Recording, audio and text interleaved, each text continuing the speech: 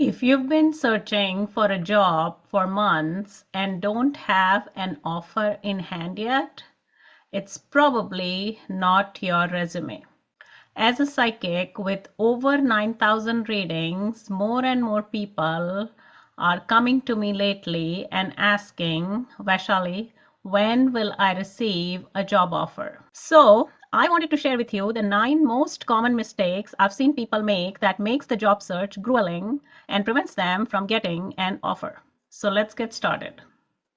Mistake number 1, not knowing the weakest link in the chain.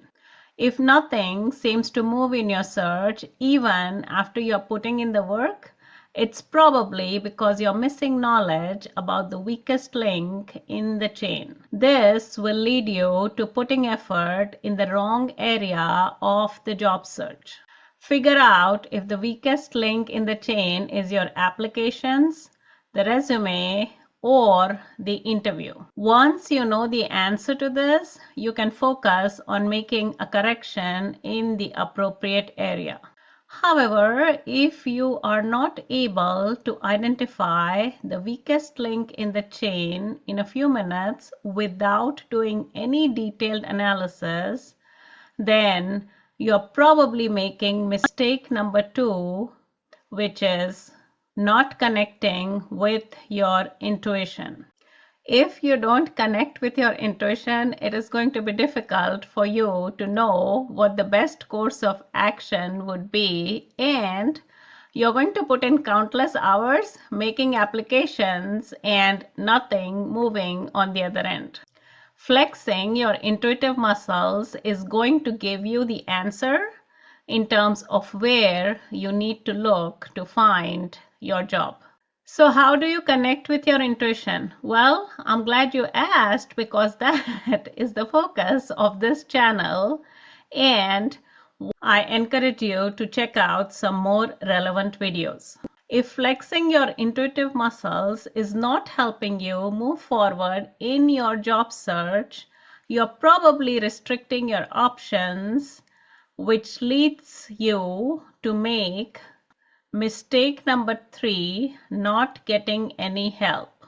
Intuition is like a guide. It can point you in the right direction, but it cannot force you to take action. Sometimes taking action can mean getting help, and a lot of people are reluctant or hesitant to get help.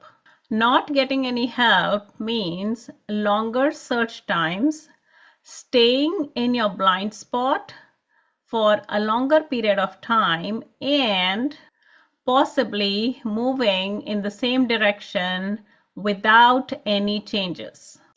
Get help from the right resources, be it a psychic, a career advisor, or even a resume expert. Getting expert help will lead you to course correct sooner and make the appropriate changes. This will lead you to streamlining and fast-tracking the process, putting in less work, and having peace of mind. However, if you choose to get help and nothing seems to move in your search, you're most likely making mistake number 4, which is waiting too long to course correct. Some people wait too long to course correct to see where they are going wrong in the process. Recently, I've come across clients who are taking 6 to 9 months to get a job offer. Such a long wait leads to frustration, mental fatigue, and exhaustion to keep going in the process.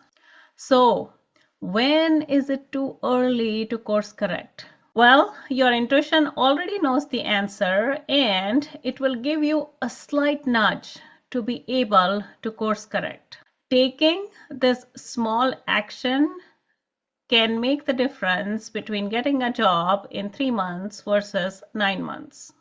While course correcting can help you create momentum sooner, if you don't tap into your network, you may be making mistake number 5, which is not tapping into your past connections.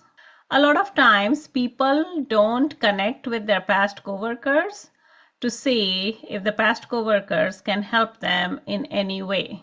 Not exploring this option leads you to miss an opportunity that would have come to you quickly, easily, and unexpectedly. Go ahead and tap into the network from your past jobs and see if they can make a connection for you, or if they have something in the place where they are working. One connection is all it takes to get an offer in your inbox. The worst thing that can happen is that they are not going to respond. But every dog has his day, and the next time they contact you, you know what to do.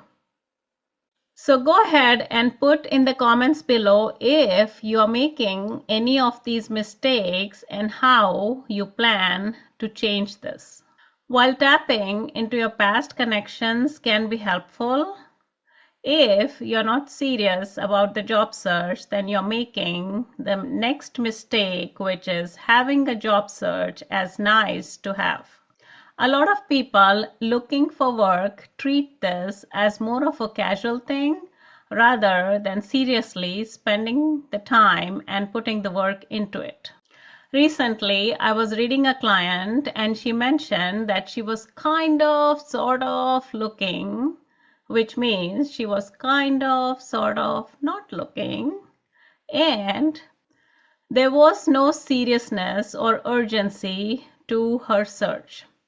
If you are not serious about getting the job offer, well, the job offer is also not serious to land in your inbox. Make up your mind that you really want to get a new job and treat it as a serious project.